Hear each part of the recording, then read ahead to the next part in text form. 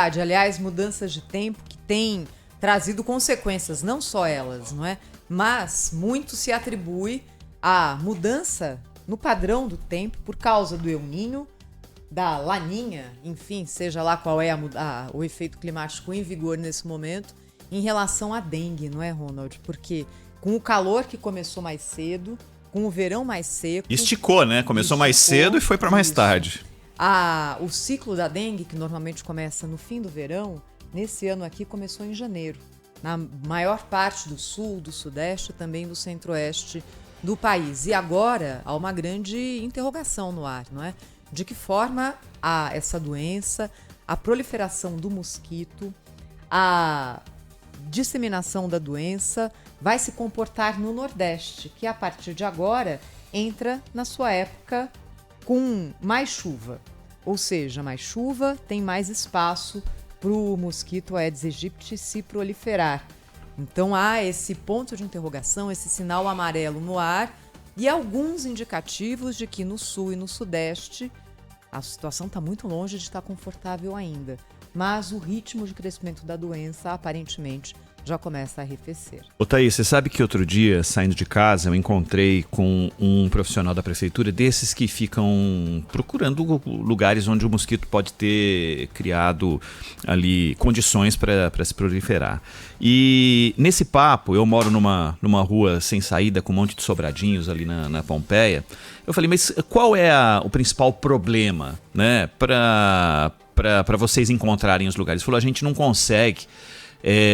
por exemplo, descobrir calhas, sabe? Calha entupida. Como é que a prefeitura vai vasculhar um lugar como esse? Ele falou, por isso que mais do que nunca, você resolve ali na tua casa, né? Resolve um vasinho, resolve um lugar que teve acúmulo de água, uma bacia que ficou ali muito tempo.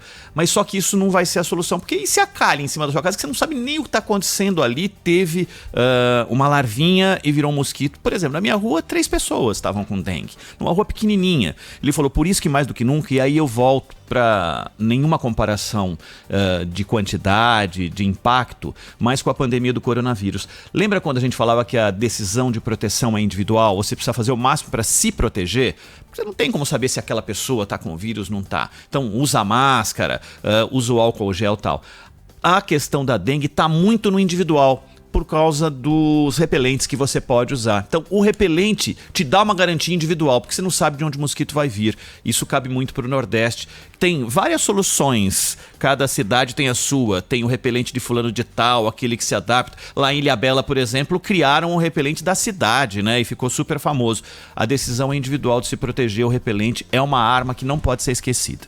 Pois é, e Ronald, quando a gente acompanha o que está acontecendo com a dengue agora no nosso país, você sabe que eu fiquei sabendo de um caso semelhante a esse que você está contando, de uma rua também, em que praticamente todos os moradores tiveram dengue. Falei, mas de onde veio? Como é isso? A gente suspeita que existe ali uma casa em que a higiene não é das melhores e que pode ser o foco, não é? Mas basicamente a rua inteira ficou doente ao mesmo tempo. É desse jeito que acontece. E faltou esse ano uma comunicação mais clara do Ministério da Saúde em relação não só às medidas de... Olha, a gente está falando de dengue... Tem um mosquitinho aí, tem. Pronto, acho que já não E tem a Oliveira, mais. pega a raquete elétrica, por favor. Eu acho que esse aqui não tem mais. E aí, acho que faltou uma comunicação mais clara em relação ao que cada um deve fazer, que é isso que a gente está colocando, né? Claramente aqui na Rádio Bandeirantes, desde sempre. E faltou também uma informação mais clara a respeito da vacina contra a dengue. A vacina contra a dengue é uma coisa nova, não é? E no nosso país, mais nova ainda. Ela é fabricada por apenas um laboratório, batendo aqui na madeira para que dê certo essa vacina que está sendo desenvolvida pelo Instituto Butantan. Talvez para o ano que vem a situação já seja diferente, mas por enquanto não. Então o que existe é apenas a vacina do laboratório Qdenga, que é um laboratório japonês. Não tem em quantidade. Não é? Então foi trazida ao Brasil para vacinar aquela faixa mais vulnerável. Faixa mais vulnerável número 1 é a população idosa. Por que essa vacina não está sendo aplicada? Porque o laboratório não recomenda. Ela não é aprovada para 60 a mais. Então, dentro ali daquele espectro de idades no qual ela pode ser aplicada, o que se verificou é que a maior parte das hospitalizações acontece na infância, no fim da infância, começo da adolescência. São 500 municípios, de mais de 5 mil no Brasil. Para essa faixa tão restrita, as pessoas não estão levando os filhos para vacinar. E está sobrando vacina, e tem vacina agora dentro das geladeiras dos postos de saúde. Muitas vencendo dia 30 de abril. Exatamente. É por isso que essa faixa, em alguns lugares, foi ampliada. E agora há a promessa de que, já que, entre aspas e bem aspas, está sobrando vacina, ela vai chegar a outros lugares. Na cidade de São Paulo, por exemplo, ainda não se sabe quando nem quanto, mas existe essa sinalização. E aí algo positivo, né? O prefeito de São Paulo já disse que quando chegarem as doses, elas vão direto para as escolas. É a melhor forma de fazer com que a vacina chegue no braço da criança e do adolescente, não é? Eu estava acompanhando, Thaís, e uma preocupação, além da chegada da vacina, é como está a rede hospitalar, né? Tanto pública como privada. E tá cheio de gente, né? Cheio de gente demais. Uma das pessoas que eu conheço que teve dengue, e agora está se recuperando, estava a ponto de ir para UTI, assim, sabe? Porque as plaquetas estavam baixas demais. E a gente vai ficando meio que especialista quando chega uma patologia assim nova. Fala assim, entendo tudo de plaqueta, disso, daquilo, né? Do coronavírus, a gente passou por isso também em outros aspectos. E aí, o número normal é 150, né? O valor referencial de plaquetas no sangue é 150, ou seja, que você tá legal, tá dentro da normalidade.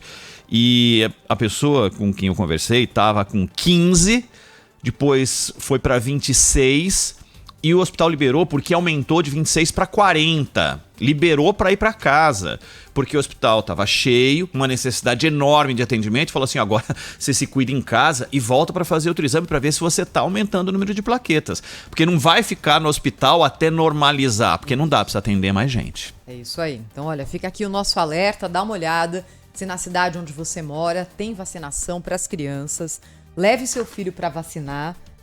Olha, não vai bobear, não é? Se está disponível de graça no posto de saúde, 15 minutos você resolve isso e aí já vacina. Lembrando que a imunização dessa vacina da dengue não é imediata. Ela é aplicada em 2 doses, com diferença de 3 meses entre a primeira e a segunda. Mas a imunização, o processo, não é? Que o organismo demora para absorver 100%, é mais longo do que isso. Então, na verdade, é uma proteção, mas não é uma proteção para a atual epidemia. É um investimento, não. né? É para o ano que vem. É para quando a dengue voltar no ano que vem. Jornal Gente no Ar aqui pela Rádio Bandeirantes, neste sábado.